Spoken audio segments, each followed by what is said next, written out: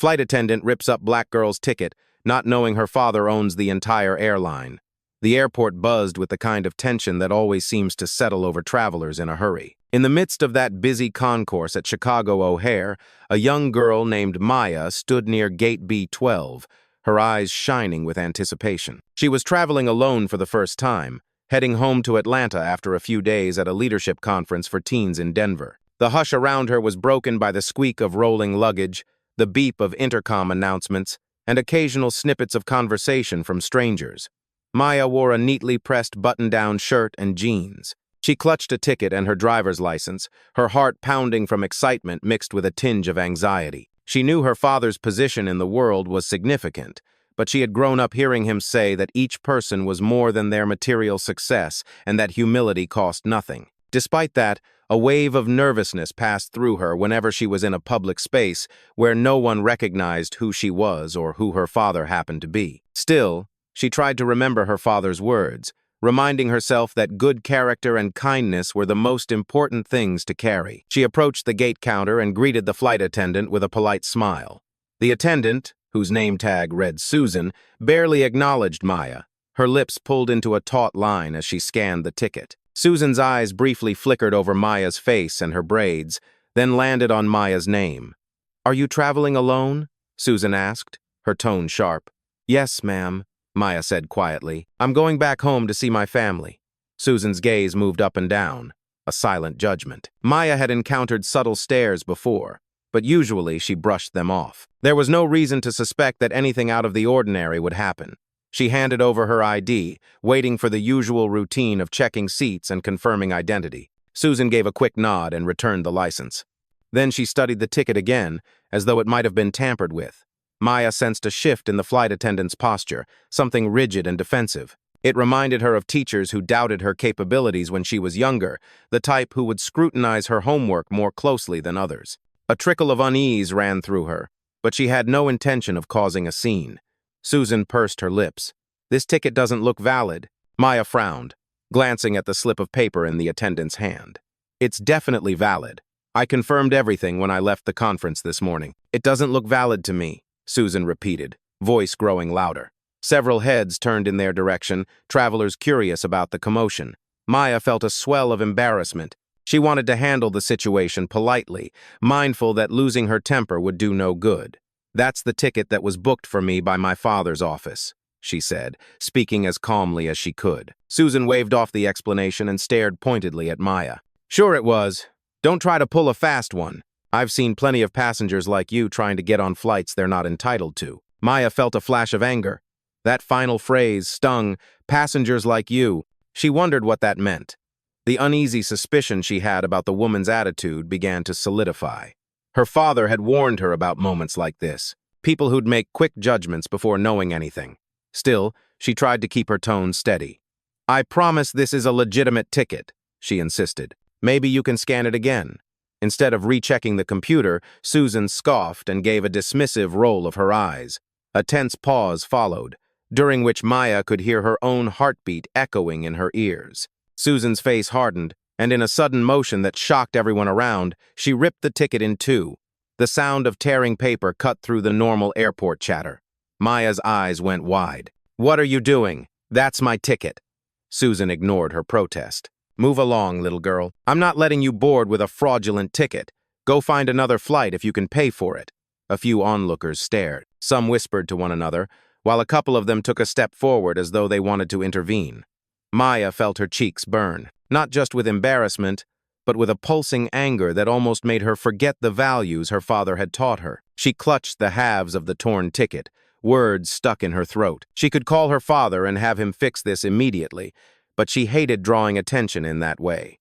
She always wanted to stand on her own feet. Still, this was beyond anything she'd experienced before. She had the right to stand up for herself. But as she opened her mouth to speak, Susan had already turned to the next passenger in line, ignoring her completely. Maya moved away from the counter, her mind swirling with confusion, humiliation, and a rising sense of righteous anger. She was determined not to cry. Taking a deep breath, she flipped open her iPhone and dialed her father. If anyone could help, it was him, but she didn't want to open with a complaint. Instead, she took a moment to calm her voice. He picked up on the second ring. "Maya, is everything all right? You should be boarding soon." She could hear the concern in his voice. "Dad, there's a problem. They won't let me board." The flight attendant said my ticket was fraudulent and she tore it. Silence greeted her on the other end. Then her father cleared his throat, his voice measured but with a tense undercurrent. "Let me handle this. Where exactly are you standing now?" Maya told him her location at gate B12. He told her to wait and assured her everything would be resolved. She ended the call, still shaking from the incident. She glanced around at the other passengers. Some stared at her with pity, others with curiosity, and a few looked away awkwardly, as though they couldn't deal with the situation. Maya wished she could disappear. She didn't want to cause a scene, didn't want to fight, but she also knew she was not in the wrong. Meanwhile, across the country in his Atlanta headquarters, her father, David Johnson, sat in an office that most people never imagined existed. He was a silent power behind one of the largest airlines in the world, an empire built from a small charter service decades ago. Over the years, he had consolidated partnerships, expanded routes, and ensured the brand's reputation remained polished and modern. He also took pride in treating his employees well. There were countless stories of how he had personally intervened to help staff members in times of crisis, ensuring they were taken care of. To David, success meant little without compassion and fairness. Upon hearing his daughter's distressed voice, David felt a surge of protective anger he seldom experienced. He seldom flaunted his position. He believed in letting his work speak for itself. But this incident crossed all lines of decency, especially because he knew exactly what it looked like when prejudice reared its head. He rose from behind his desk, made a short phone call to his executive assistant, and left instructions for immediate action. Then he walked out, ignoring the stares from his staff. Usually, he moved calmly through the corridors of corporate offices. That day, his stride was purposeful, his jaw set. Within minutes, he was in a black company car, heading straight to his private jet to fly to Chicago to meet his daughter. Maya didn't quite know the specifics of what her father was doing, but she had confidence in him. She decided to stand quietly to the side of the gate, refusing to be chased away. She had every right to be here. She watched Susan help other passengers with a forced politeness. But whenever Susan glanced in Maya's direction, Maya saw the same disapproval glinting in her eyes. Maya wondered how such a person got a job as a flight attendant. In theory, flight attendants were supposed to help and guide people, not tear up tickets and humiliate them in public. As Maya waited, she remembered a conversation she'd once had with her father. He had mentioned how he wanted to keep a low profile so that she and her siblings would understand the value of hard work and humility. He had said that everyone deserved respect, from the wealthiest to the most ordinary. "In this world, you'll meet people who can't see past their own bias," he had warned. "Handle them with poise, know your worth, and if it comes down to it, I'll always have your back." She felt a cautious sense of relief, knowing her father was on his way. She clutched the torn pieces of her ticket, half tempted to approach Susan again, but the humiliating memory of the public scene made her hold back. Instead, she took a seat near the window, gazing out at the planes that taxied by. She let her mind wander to the friends she had made at the conference in Denver. They had shared stories about wanting to become astronauts, entrepreneurs, humanitarian activists. One friend had admitted that he wanted to be the first in his family to finish college. Their enthusiasm had made Maya see her own future more clearly. She wanted to make a difference, perhaps by following in her father's footsteps, but with her own twist. She wasn't sure which path she'd choose, but she knew that moments like this, where she had to stand up against unfairness, would shape her character. Time ticked by, and soon enough, she felt her phone buzz. David had texted her. "I'm here. Meet me in front of the information kiosk." Maya stood, nerves still fluttering. She caught Susan's narrowed gaze once more, but she refused to avert her eyes. Instead, she offered a polite nod, which Susan did not return. Maya made her way through the busy terminal, weaving past frantic travelers, families with strollers and backpackers. She found her father standing near a digital display board that listed departures and arrivals. He wore a crisp navy suit, nothing ostentatious, but enough to signal that he was no ordinary passenger. As soon as she saw him, she fought back tears. He pulled her into a hug, and she felt the tension in her chest begin to ease. "I'm sorry you had to go through that," David said softly. She swallowed hard. "Dad, she ripped my ticket in half, right there at the gate. She practically called me a fraud." He nodded, his expression grim. "Let's address it. Stay by my side. They walked together toward the gate area. Several staff members recognized David. Their eyes went wide, and they hurried to greet him, confusion and a bit of fear mingling in their faces. He calmly asked who the supervisor on duty was. Someone pointed toward an older man in a dark blazer, standing near the gate check-in counters.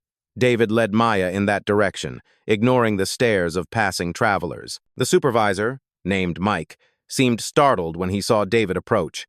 "Mr. Johnson," he said, clearing his throat. "Is there something I can help you with?" David's tone was polite but firm. "Yes, Mike.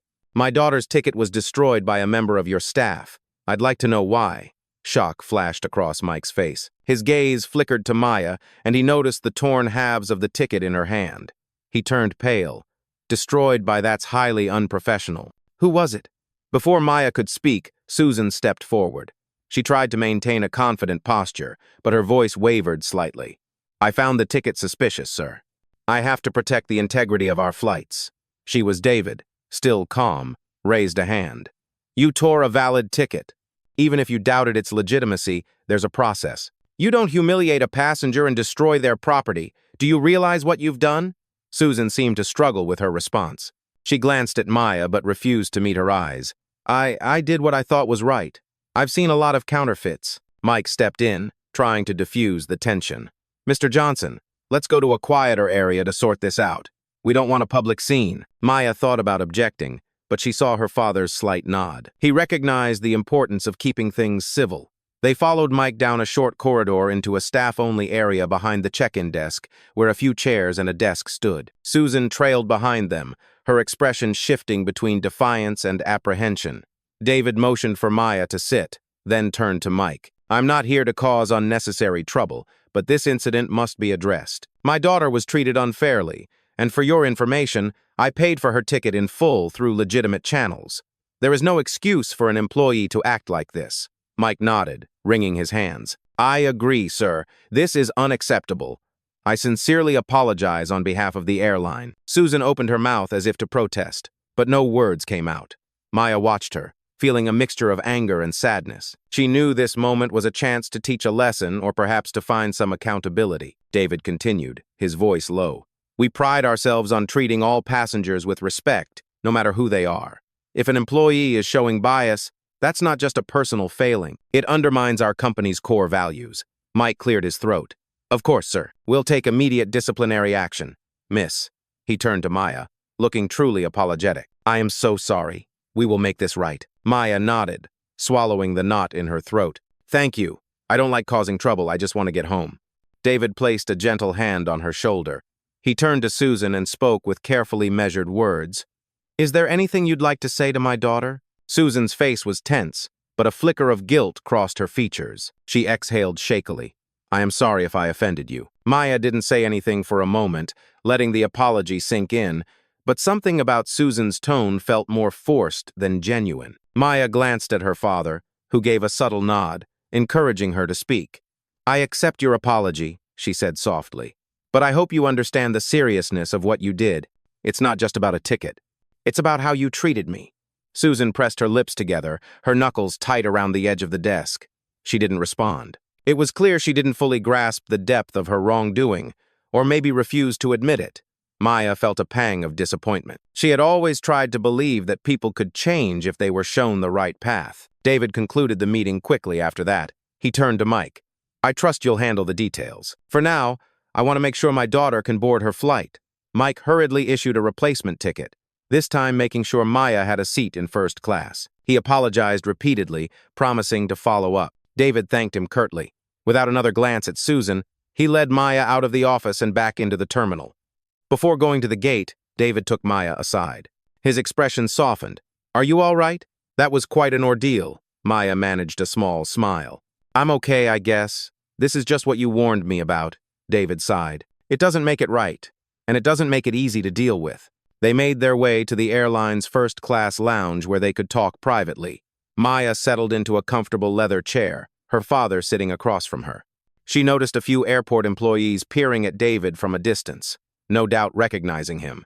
She felt a swirl of pride and relief, tempered by the lingering sting of being humiliated. Her father leaned forward, folding his hands.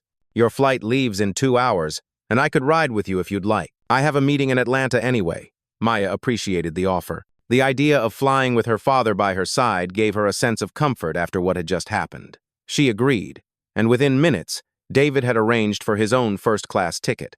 They passed through the gate together. Susan was nowhere to be seen. Mike was there, forcing a polite smile and wishing them a pleasant flight. Maya noticed how other gate agents suddenly appeared extra helpful, directing them toward the jet bridge. Once on the plane, Maya and her father took their seats in the plush first-class cabin. Maya looked around at the spacious seats, feeling a twinge of awkwardness. She usually traveled economy by choice, wanting to experience the world without all the frills that her father's status could afford. But this time, she decided to accept the convenience. She wanted space to clear her head. As the plane began to fill, Maya watched the steady stream of passengers searching for overhead bin space, struggling with seat assignments and corralling children. She sensed a shift in the cabin's atmosphere. People noticed David's presence. Some recognized him from business magazines or interviews. She felt the dissonance of anonymity and fame colliding. Just an hour earlier, she had been treated like a second-class citizen. Now, because of her father, she was receiving subtle nods of deference. It was a jarring reminder of how differently the world treated people based on perceived status. They buckled in, and soon the plane taxied onto the runway. As it roared into the sky, Maya leaned back against the seat, tension drifting away. She glanced at her father, who offered a reassuring smile. "Get some rest," he suggested. "It's been a long day." She tried to sleep, but her mind raced with thoughts. She wondered if Susan would face serious consequences, or if the apology and disciplinary talk would just fade into a quiet shuffle of airline bureaucracy. A part of her felt relief that justice had been served in some way, but another part of her knew that not everyone got to call their father to fix a situation. Some people face discrimination daily, with no one to back them up. She drifted off into a light doze, but images kept surfacing. Susan's cold stare, the ripping of the ticket, the traveler's gawking expressions. By the time the plane landed at Hartsfield-Jackson Atlanta International Airport, she felt more tired than when she'd first boarded. David gently touched her shoulder to wake her. They disembarked, stepping into a new terminal. Home. The place smelled familiar, full of memories of her father picking her up from previous trips. She felt her spirits lift a little. Stepping out into the arrivals area, they spotted a uniformed driver waiting for them with a sign reading Johnson. David's phone buzzed non-stop with calls and messages, but he ignored them. He wanted to focus on Maya. In the black SUV, as they drove away from the airport toward their home in Buckhead, Maya stared out the window at the Atlanta skyline. She caught sight of downtown skyscrapers, billboards, and people hustling along the sidewalks. She found herself thinking about the next steps. Should she just let this incident pass, or was there a way to turn this negative experience into something constructive? David seemed to read her thoughts. "I plan to make sure the airline reviews its policies," he said softly. "No one should be humiliated like that." Maya nodded slowly. "I understand, but maybe there's more we can do." He gave her a curious look. "What do you mean?" She took a breath, her mind buzzing with the echoes of her time at the leadership conference in Denver. "I met some amazing people there who are working on diversity training programs for businesses, nonprofits, schools. What if we encourage something like that for the airline? Something comprehensive that goes beyond just telling employees not to discriminate." A thoughtful expression crept over David's features. "That's not a bad idea. It could be beneficial, not only in preventing situations like yours, but also in fostering a stronger, more unified company culture." Maya felt a spark of excitement. "I can reach out to some of the contacts I made. I'm sure they'd be eager to help." David smiled, genuine pride in his eyes. "I'd like that. Let's discuss it more once we get home. For now, let's rest, and we'll take action in the morning." They continued along Georgia 400, the city lights flickering by in a bright mosaic. Maya let out a long breath, feeling a mixture of relief and renewed determination. She knew the journey ahead might not be simple. People like Susan existed in every sector of society, but Maya believed that one could push for change, even if it started with small steps. When they arrived at their family home, a beautiful colonial-style house in Buckhead that David had chosen for its warmth and comfort, Maya felt the tension fully melt away. Familiar staff greeted them with friendly smiles. Maya's mother, Lisa, hurried to the foyer, her eyes lighting up as she saw Maya. They embraced warmly. Lisa stepped back, concern creasing her brow. "I heard what happened. Are you all right?" She looked at David questioningly. Maya managed a reassuring nod. "I'm fine, Mom." It was scary and humiliating, but Dad helped. Lisa frowned, brushing Maya's braids away from her face. "I can't believe someone would act like that. I'm just glad you're home safe." David wrapped an arm around both of them, drawing them close. "We'll talk more in the morning. Tonight, let's have a quiet dinner, get some rest, and then figure out the best way forward." Maya agreed. She headed to her room, the comforting sense of home wrapping around her. She set her suitcase in the corner, falling onto her bed with a sense of relief. Her mind churned with lingering questions. Why had Susan been so quick to judge her? Would the airline truly enforce consequences? And how many other passengers had gone through something similar without recourse?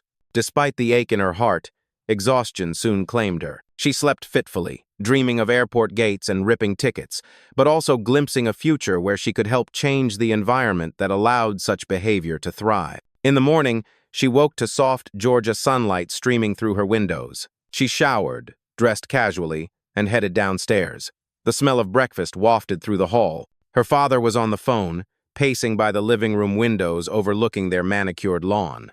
Her mother flipped pancakes in the kitchen, humming quietly. Maya stepped in to help her mother, measuring out some coffee grounds. Lisa paused, giving Maya a concerned look. "Any dreams?" Maya nodded, forcing a small laugh. The usual replays of humiliating moments. "But I feel better now." Lisa sighed sympathetically. "You know we're here for you, and your father will handle the official side of things. But if you want to talk about anything, I'm here." Maya appreciated that offer. She looked up from the bowl of batter, hearing David end his phone call. He walked into the kitchen, setting his iPhone on the marble counter, a serious expression on his face. "I spoke with Mike again," he announced. "It seems that flight attendant is getting suspended pending an investigation. They're also planning a meeting to discuss new training procedures." Maya felt a pang of satisfaction, but also sadness that this was all necessary. That's a start. Lisa offered David a cup of coffee. "I hope something long-term comes from this. A suspension alone might not shift her perspective." David nodded in agreement, sipping the coffee. "Exactly. One measure might not fix everything, but I think we can take this as an opportunity to make a broader impact." He gestured for Maya to join him at the dining table. Lisa brought over a plate of pancakes, and they settled in. Maya took a deep breath, feeling a spark of confidence. "I'd like to invite some of my colleagues from the conference to discuss a program specifically for addressing bias and discrimination. We can pitch it to the airline's board." Lisa and David exchanged approving looks. David responded, "That's precisely what I had in mind. We can start by reaching out to the board members. We'll need a formal proposal." Maya felt a rush of excitement. "I can get started today. I'll message my friends, see how quickly we can draft something." Lisa cut a piece of pancake, smiling at Maya. "I love seeing you like this, turning a negative experience into something positive. That's what leaders do." Maya returned the smile. Despite the unpleasantness of the previous day, she felt a renewed sense of purpose. After breakfast, she retrieved her MacBook and settled into the family study. She sent messages to two of her conference friends who had talked at length about diversity programs.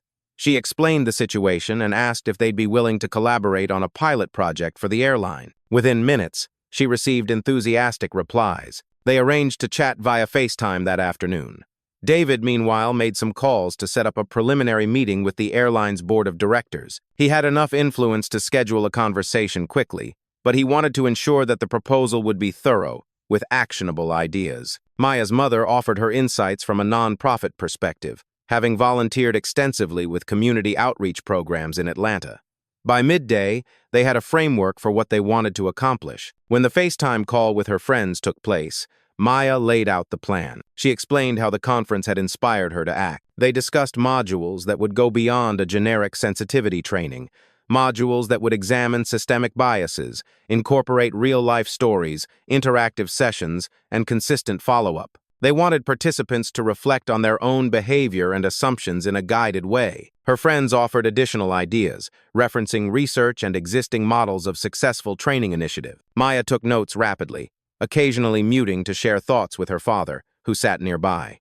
By the time they ended the call, she felt a sense of progress. This wasn't just about disciplining one flight attendant, it was about possibly creating a shift in corporate culture. She knew it was ambitious to think such a large company could change quickly, but she believed it was worth trying. Over the next few days, David and Maya worked closely to refine the proposal. They added thorough documentation, statistics on how diversity training could improve employee satisfaction, reduce turnover, and enhance the airline's reputation. They included personal anecdotes, though Maya opted to keep her name out of the official narrative of the incident, focusing instead on the broader issues. It was a delicate balance.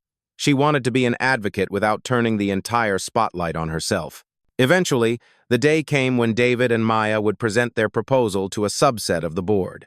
Maya felt butterflies in her stomach as they walked into a sleek conference room on the 45th floor of the airline's headquarters in downtown Atlanta. 6 board members were present, along with a few senior executives. They all rose in respect when David entered, but he quickly directed attention to Maya, explaining that she was leading the initiative. Maya took a seat at the head of the mahogany table, her father beside her. She spoke clearly and confidently, outlining the main points of their plan. She explained the real-life consequences of discrimination and how it not only hurt passengers but also damaged the brand. She highlighted how a forward-thinking, values-driven training program could set the airline apart, making it a beacon of excellence and inclusion. Some board members nodded enthusiastically. Others looked skeptical, flipping through the proposal documents. One board member, an older woman named Patricia, asked pointed questions about cost and feasibility. Maya listened carefully and answered each concern, referencing the research they had compiled. David chimed in to add financial perspectives, emphasizing that cost was an investment in the airline's reputation and potential to attract new customers. The meeting lasted for over an hour. When it ended, Patricia offered a measured smile. "This is ambitious, but I see the merit. We'll definitely discuss it further at the full board meeting." David shook hands with the executives, thanking them for their time. Maya felt a swirl of relief. It wasn't a final victory, but it was a good first step. Her father turned to her as they left the building. "I'm proud of you," he said, his voice laced with genuine warmth. "No matter what the board decides, you made a strong case for change." She smiled, exhaling tension. "Thanks, Dad. I couldn't have done this without your support." He patted her shoulder. "This is just the beginning." In the days that followed, the airline's internal investigation continued. Mike contacted David regularly with updates. Susan had been placed on unpaid leave while the company reviewed passenger statements, security footage, and any prior complaints. It turned out that Maya was not the first person to raise concerns about her behavior. David was careful to stay neutral, allowing the investigation to run its course. He wanted due process, though a part of him longed to ensure that Susan never treated another passenger that way again. As for Maya, her life returned to a sense of normalcy on the surface. She attended classes at her private school in Atlanta, hung out with friends, and worked on extracurricular activities. Yet, she felt a shift inside her, a spark of resolve that had been ignited by that humiliating moment. She knew that once the airline board made its decision, she would be right there, ready to see the initiative through. One afternoon, she was at home studying, the Georgia afternoon sun streaming through the window when she heard her father call her name from downstairs. She set aside her AP history textbooks and hurried to find him standing by the front door, iPhone in hand. He gestured for her to come closer. "It's Mike," he said quietly. "He wants to speak with you." Maya felt her heartbeat quicken. She took the phone, greeting Mike politely. He sounded relieved. "I wanted you to know that after a thorough review, the airline decided to terminate Susan's employment. There was clear evidence of multiple discriminatory incidents." Maya was silent for a few seconds, processing the news. She didn't feel joy, nor did she feel pity. Instead, she felt a sense of justice and inevitability. She thanked Mike for letting her know. He continued, "We have also taken your presentation to the board. There's a lot of enthusiasm for implementing a new training program. The final vote will be next week, but it looks promising." Maya felt a hint of excitement flutter in her chest. "That's good to hear. I hope it makes a real difference." Mike's tone grew earnest. "I believe it can. It's unfortunate that an incident like yours had to happen for us to take action, but I'm thankful you're pushing for lasting change." They ended the call. Maya handed the phone back to her father, who looked at her questioningly. She relayed the news about Susan and the board's upcoming vote. David placed a hand on her shoulder. "How do you feel?" She let out a slow breath. "It's bittersweet. I don't want anyone to lose their job, but what she did was wrong. At least now the company seems serious about addressing the problem." He nodded, understanding. "Your empathy is one of your best qualities, but remember, accountability is important too. You handled this with grace." She offered him a small smile. "Let's see what happens next week." The day of the full board vote arrived more quickly than expected. David received an invitation for them to attend, so they could hear the final decision in person. Maya felt the same nervous energy as before. She dressed in a professional navy blazer and slacks, and accompanied her father to the company's headquarters once again. This time the room was larger, packed with more board members and executives, all wearing sharp suits and exchanging polite greetings. The energy in the air was palpable, charged with expectation. Patricia was there, along with others whom Maya had seen only briefly at previous gatherings. A quiet hush fell as everyone took their seats. The meeting began with formalities, including updates on the airline's quarterly performance, route expansions to new destinations like Nashville and Austin, and financial reports showing profits of $2.3 billion for the quarter. Maya shifted in her seat, feeling a twinge of impatience. She understood that this was all part of corporate proceedings, but she couldn't help wanting them to get to the point. Finally, they reached the agenda item concerning the proposed Diversity and Bias Training Initiative. A senior board member introduced the topic, summarizing the backstory in vague terms. There was a recent incident involving unacceptable employee behavior, he said carefully, not naming names. This led to a proposal spearheaded by Mr. David Johnson and his daughter Maya to revamp our training. The materials have been circulated. Today, we'll vote on whether to implement the proposal across all divisions. He gestured toward Maya. She gave a brief nod, feeling heat rise to her cheeks. She hadn't expected to speak again, but he invited her to say a few words. She rose, heart pounding, and faced the room. "Thank you for considering this proposal," she began. "We believe this kind of training can not only prevent discrimination, but also foster a more inclusive, empathetic environment. That benefits everyone, employees, passengers, and the overall reputation of the airline." She kept her remarks short and to the point. Then she sat down. A hush settled over the room. The senior board member cleared his throat. "Let's proceed to the vote." Several board members raised their hands in favor. Maya's eyes scanned the room, her heart thumping. A handful of hesitations, but eventually nearly all hands went up. Only one or two seemed to linger, but they too voted in favor. The measure passed with overwhelming support. 14 votes in favor, 2 abstentions. Maya felt a wave of relief and pride wash over her. The senior board member offered a congratulatory smile. "We will move forward with the development and rollout of this program as soon as possible. Mr. Johnson, Maya, we'd like to coordinate with you on the next steps." They thanked him graciously, and after the formal meeting ended, a few executives approached Maya to shake her hand and express enthusiasm for the initiative. She felt a rush of validation. The humiliating incident at O'Hare had turned into a catalyst for meaningful change. She hoped it would set a precedent, not just for this airline, but maybe for others in the industry if the results were positive. Leaving the boardroom, David slipped an arm around her shoulders. "Well done," he murmured. "This is going to help a lot of people." She smiled up at him, grateful for his unwavering support. "Thanks, Dad. I'm just glad we're making progress." They headed back to the elevator. Maya stared at the towering buildings around them through the floor-to-ceiling windows, reflecting on how quickly life could change. One day, she was just another passenger quietly going about her business. The next, she'd become an inadvertent catalyst for a corporate transformation. She felt a strange mix of exhaustion and exhilaration. She also felt that this was just the first chapter in her journey. There was still a lot of work to be done. Over the subsequent weeks, Maya juggled her normal life responsibilities with her involvement in shaping the new training program. Her friends from the Denver conference stepped in, offering their expertise. Airline executives set up committees to oversee the process, scheduling regular check-ins. Maya attended meetings via Zoom calls, sometimes after finishing her AP homework at night. Her MacBook propped on her desk. She was learning about corporate structures, adult responsibilities, and the complexities of rolling out a program that would affect thousands of employees nationwide.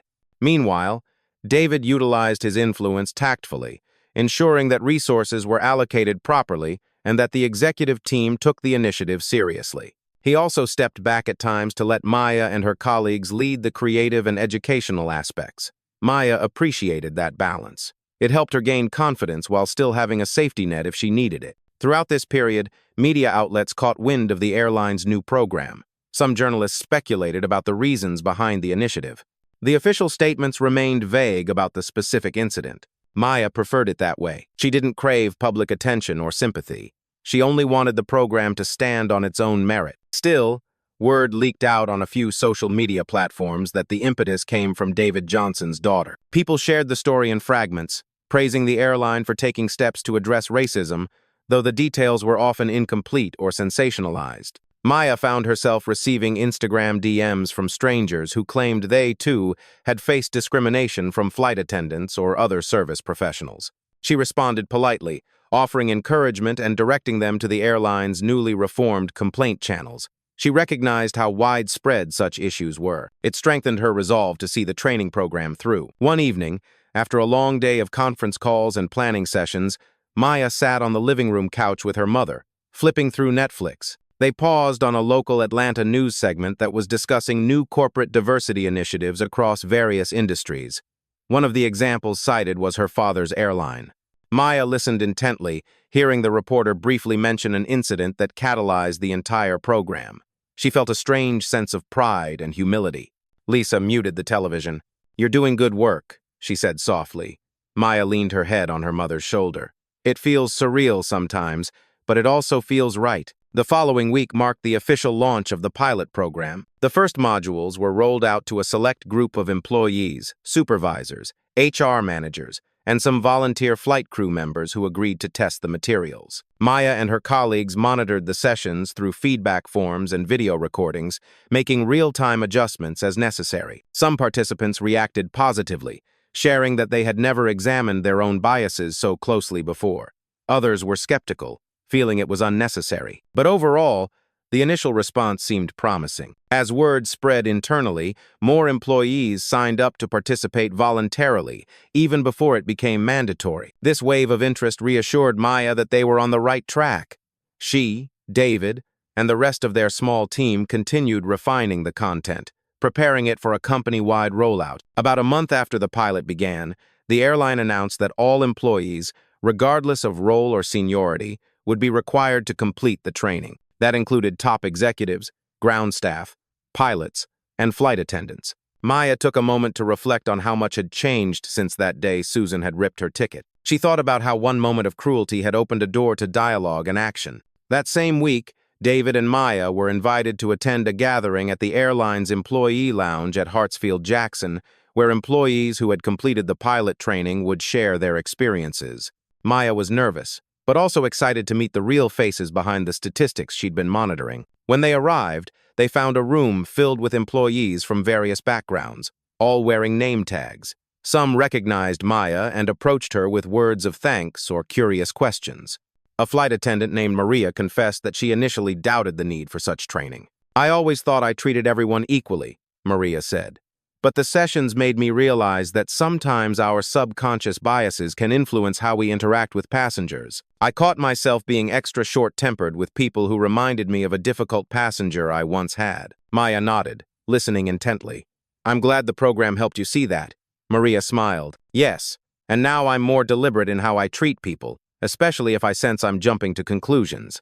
Thank you for championing this." Another staff member, a security officer named Marcus, said he appreciated the practical tips on de-escalation and empathy. "I've seen a lot of tension at airports. People are stressed, worried about flights, luggage, missing connections. It's easy for misunderstandings to escalate. This training gave me new tools."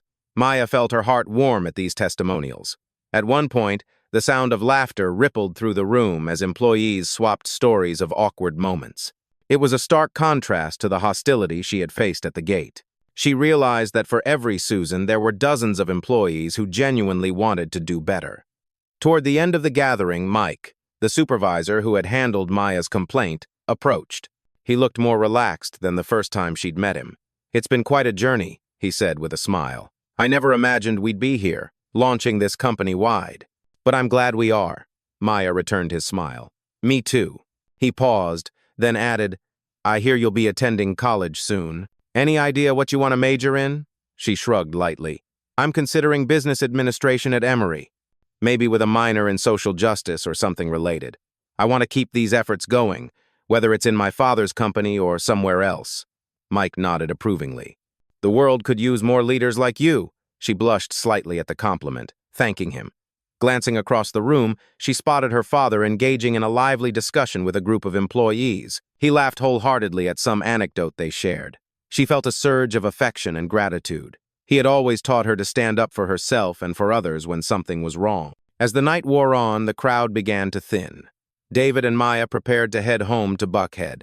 On their way out, a manager pulled David aside for a quick question, leaving Maya near the exit alone. She turned to observe the bustling terminal beyond the lounge's windows. Flights were arriving and departing, announcements echoing over the PA system.